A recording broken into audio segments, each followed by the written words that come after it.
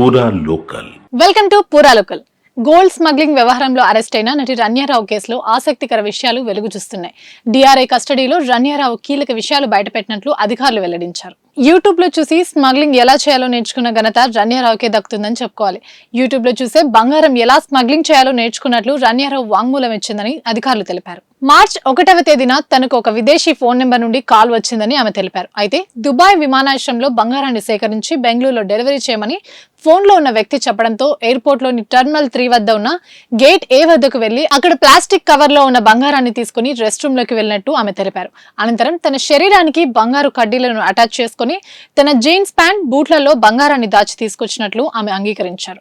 అయితే తాను దుబాయ్ నుంచి బెంగళూరుకు బంగారాన్ని అక్రమంగా రవాణా చేయడం ఇదే ఫస్ట్ టైం అని, ఇంతకు ముందు ఎప్పుడు దుబాయ్ నుండి బంగారాన్ని తీసుకురాలేదని తెలిపారు. తనకు కాల్ చేసిన వ్యక్తి ఎవరో తనకు తెలియదని, కానీ అతను 6 అడుగుల పొడవు, తెల్లగా ఉన్నాడని, ఆఫ్రికన్ అమెరికన్ యాసలో మాట్లాడాడని నటి రన్యారావు కస్టడీలో చెప్పినట్లు అధికారులు తెలిపారు. ఇవి ఇప్పటి వరకు ఉన్న అప్డేట్స్. మరిన్ని అప్డేట్స్ కోసం చూస్తున్నానండి పూరా లోకల్.